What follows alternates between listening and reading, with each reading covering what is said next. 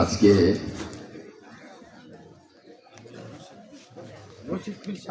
রশিদ পীর সাহেবের এই পবিত্র উরস মাহফিলে গতিশীল আতর রহমান পীর সাহেবের এই চমৎকার আয়োজনে সম্মানিত সভাপতি, সম্মানিত আশেকান বৃন্দ, জাকেরান বৃন্দ, পীর মাশায়েখ বৃন্দ, সুধী মণ্ডলী, আমার সাথে আগত বীর মুক্তিযোদ্ধা, সখীপুরের বীর মুক্তিযোদ্ধাদের কমান্ডার আমাদের গুর্খা ভাই, বীর মুক্তিযোদ্ধাদের একজন নেতা আমাদের আব্দুল্লাহ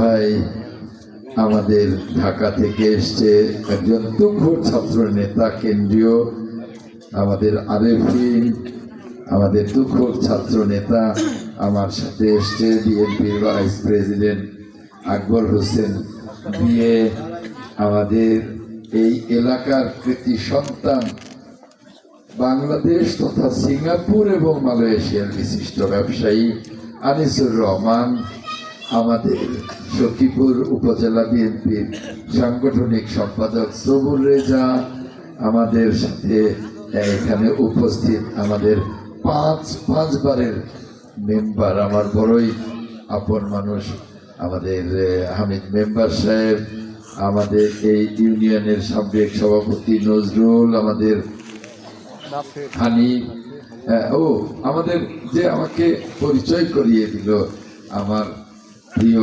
সহকর্মী, আমাদের হুমায়ুন চেয়ারম্যান, আপনাদের ভোটেই নির্বাচিত চেয়ারম্যান, আমাদের সাথে আরেকজন আছে আমাদের বণিক সমিতি, সখীপুর বণিক সমিতি এমপি নেতা, সখীপুর বণিক সমিতির নির্বাচিত ভাইস প্রেসিডেন্ট আমাদের জাহাঙ্গীর নাহিদ, নাসির, ওই যে আমাদের নেতা, ওই যে আমাদের সভাপতি মোজাম্মেল তো দেখলাম কই যেন মোজাম্মেল সহ অনেক নেতৃবৃন্দ, আমাদের জাফরও আছে, জাফর খেচুয়ার, গনি আমার গনি ভাই, আমার গিয়াস চেয়ারম্যান সাহেবের ভাই গনি ভাই সহ আমার সম্মানিত ওই যে আমাদের কমিশনার রফিক কমিশনার সাহেব সহ অনেক আমাদের সম্মানিত নামি দামি লোকজন, আমাদের দুজন গুণী শিল্পী, আবুল সরকার, শরীয়ত সরকার, খুব নামি দামি শিল্পী দুজন, আমার সম্মানিত মা বোনেরা, আসসালামু আলাইকুম। কেমন আছেন? সকলে ভালো আছেন? আলহামদুলিল্লাহ। এত চমৎকার গানের অনুষ্ঠান, আমি একদম সময় নষ্ট করব না আপনাদের। আমাদের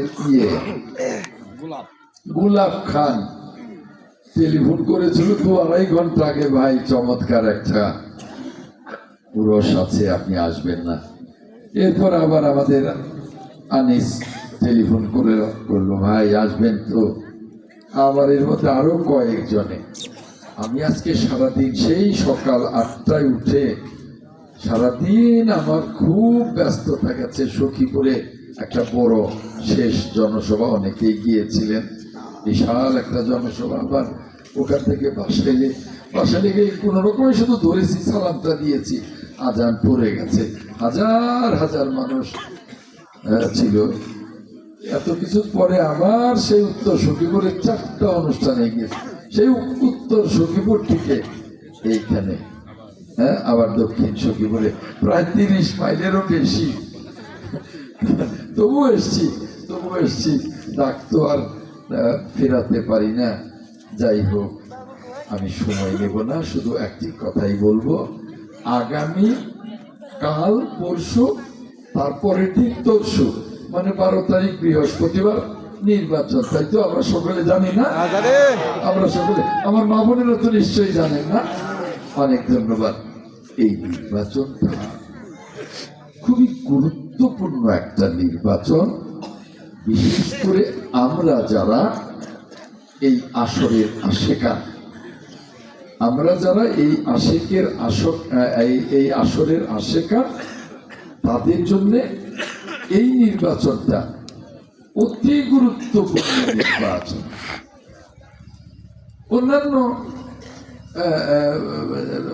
অন্যান্য জনের বেলায় তো আছে, কিন্তু আমাদের জন্য, আমি নিজেও কিন্তু একজন আশেকান, আমাদের জন্য গুরুত্বপূর্ণ, অনেক গুরুত্বপূর্ণ। কারণটা হলো এই যে এই সরকার আসার পরে হঠাৎ করে একেবারে কেমন করে যেন গজিয়ে উঠল একটা ধর্মান্ধ গোষ্ঠী, জামাত ইসলামী বলাই যায় নাকি। হঠাৎ করে তারা মাজার ভাঙা শুরু করলো, পীরের উরস বাধা দেওয়া শুরু করলো। এই পর্যন্ত বোধহয় অনেক মানুষ তো পুড়িয়ে মেরেছে, অনেকগুলো উরসে বাধা দিয়েছে, অনেক। অবশ্যই বাসায় চকিপুরে খুব বেশি বাধা দিতে পারে নাই। যেখানেই শুনি বাধার কথা, আমি অমনি ইউএনওকে বলি যে অমুক জায়গায় উরস, আমি কিন্তু যাচ্ছি, বাধা টাধা কিন্তু মানবো টানবো না। তখন আসে নাই যে না রে, এখানে তো যাওয়া যাবে না, আমি ইচ্ছা করে গেছি। এখন এই ধর্মান্ধ গোষ্ঠীটা যদি কোনো কারণে নির্বাচনে ভালো করে, তাইলে কিন্তু আর উপায় থাকবে না আমাদের, নাকি? ঠিক আছে না? অতএব আপনাদের কিন্তু কঠিন করে ঐক্যবদ্ধ হতে হবে। আর মাত্র 2 দিন, কাল পরশু। সম্মানিত আশেকান বৃন্দ, জাকেরান বৃন্দ, এই সখীপুরে কম বেশি 300 আসর আছে, কম বেশি। প্রত্যেকটা আসরের প্রত্যেকটা আশেকান জাকেরানকে ঐক্যবদ্ধ হতে হবে। একটা ভোট অতি গুরুত্বপূর্ণ, একটা ভোট যেন ধানের শীষের বাইরে না যায়, তাই না? এখন অনেকে বলতে পারে, আচ্ছা ঠিক আছে, জুমাতকে না হয় না দিলাম, তারা আমাদের ধ্বংস করতে চায়।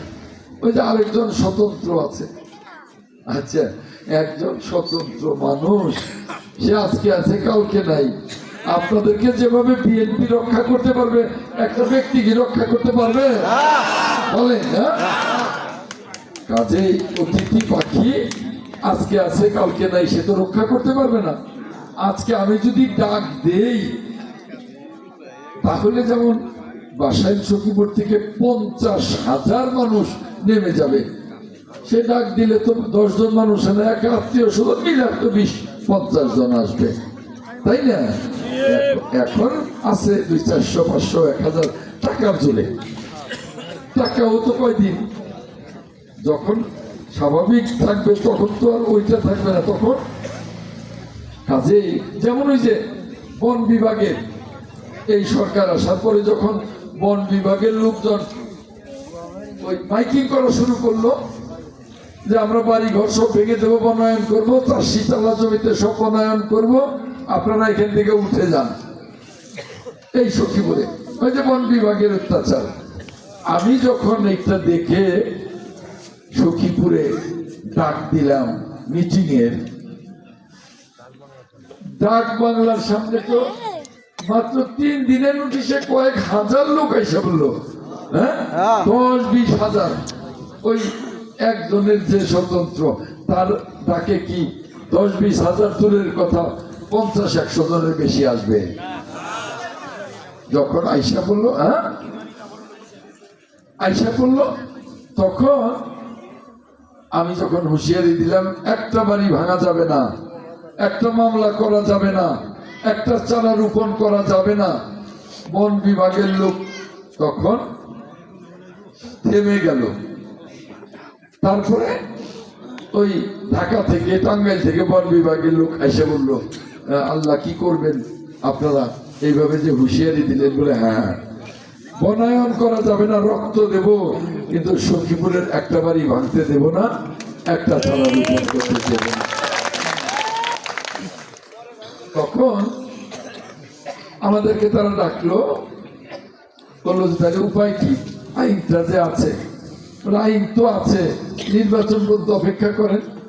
বলে কি বলেন, নির্বাচন তো 1.5 বছর পর, বলে 3 বছর পরে হোক। নির্বাচনের আগে কোনো কথা নাই। বলে নির্বাচনের পরে কি কথা আছে? নির্বাচনের পরে কি আমরা বনায়ন করতে পারবো? বলে না। বলে ওই যে বললেন নির্বাচন পর্যন্ত, তারপরে কি? বলে এই জন্যই নির্বাচন পর্যন্ত বললাম।